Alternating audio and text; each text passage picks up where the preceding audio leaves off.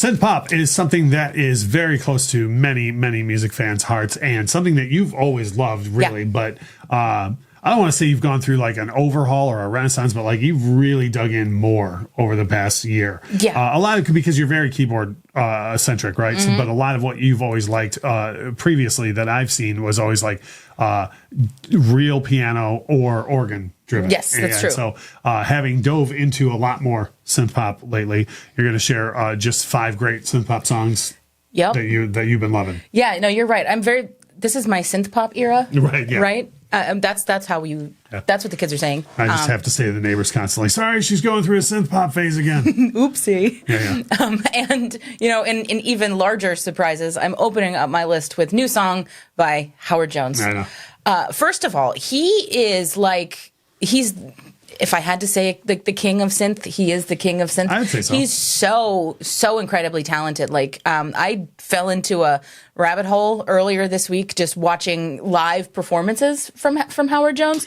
And he's just all over the place. He'll have a guitar and a synth in front of him and then a different synth over here, and he's just going to town. So he's one of those guys that he's stunningly talented in the first place, like back in the day, right? And he's been doing it for 30 years since then, right? But it's still frustrating for me sometimes because he just makes everything look like it's so easy. And you're like, no, Howard, it is not. What you're doing is very difficult. But having said that, the guy looks like he's having a riot, and he loves what he does. Yep. And he never plays those songs. There are many other artists from that era who play those songs as if they're doing you a favor. Right.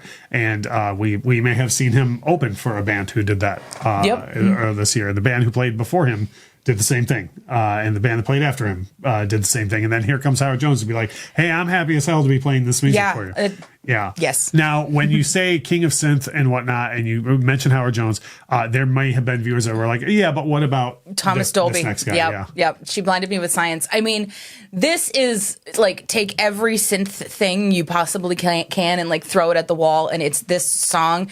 And I miss a time when music could be equal parts silly and taken seriously. Yeah. Yeah, I mean, when a song like this, like Grandpa's from a different time, but I remember going out and buying the 7-inch single for this, and like nobody was like, oh, that throwaway song, or like people love the song. Yeah. This is so off topic, but one thing I want to mention regarding when you mentioned guitar earlier, and Howard Jones and somebody making it look easy, Thomas Dolby. Years after this song was recorded, took part when Roger Waters played The Wall in Berlin.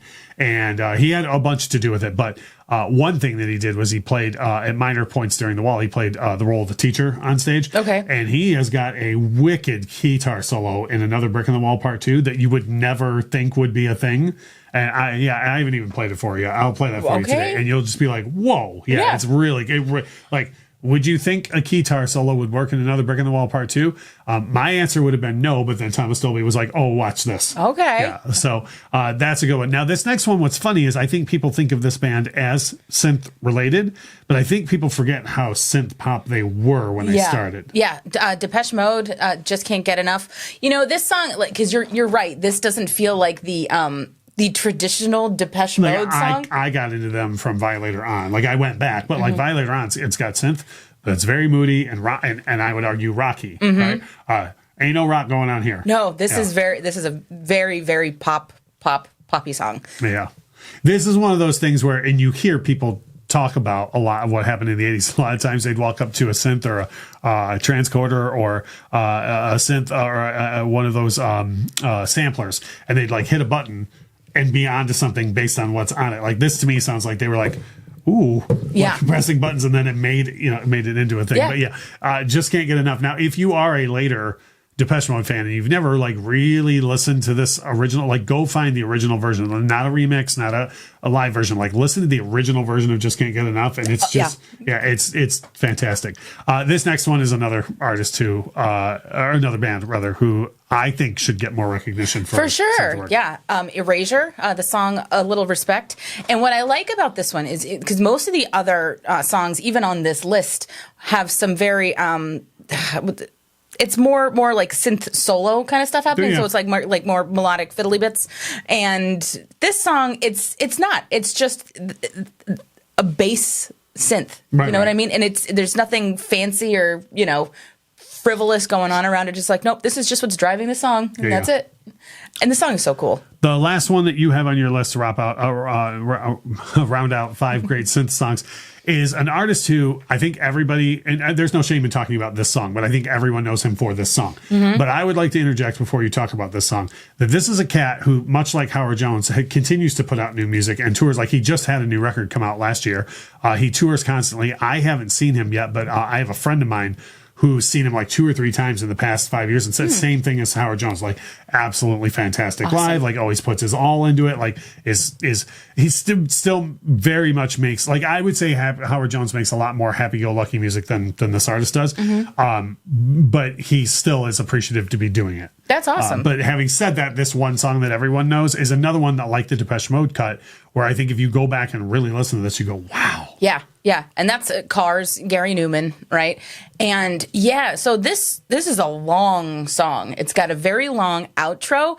And earlier this week, I was listening to this song, and you can focus. There's like 5 different parts in that outro. Like, if you focus on one thing, you hear something, and then there's layers, and you just hear something different each time it kind of circles back. And I think that's so incredibly cool. Like, this is somebody who was taking synth very, very seriously. Right. Because like Rush even had that line, all this machinery making modern music can still be open-hearted, because clearly there were people saying that's not real. I told you about how at the time there were artists putting stickers on there that were like, this album is 100% synth-free. Okay, well, Hot Space is still a terrible album, Queen. Synthesizers are not. You know what I mean? So, like, your sticker doesn't mean anything to me. Yeah. And one last thing I have to say, because every time I talk about Gary Newman, I feel the need to blow people's minds with the fact that Gary Newman is like 3 weeks older than Gary Oldman. Oh, that's great. And I just felt like you needed to know that. For sure, yeah. So having said that, you can go back on the channel and pretty much find the day Lauren saw Howard Jones in concert, because that's when she started talking more about synth. But if you have great synth songs that you would like to pass on to others, I'm sure you do, drop a comment below and let us know, or let us know what you think of Lauren's picks, or if you've seen Gary Newman recently or Howard Jones or whatever. Share those types of stories in the comments, because that's what we like the most. Drop a like on the video. If you're in any like sort of synth groups or just general music groups around Facebook, if you would share this stuff out, we would greatly appreciate that. And as we always say, thank you so much for watching.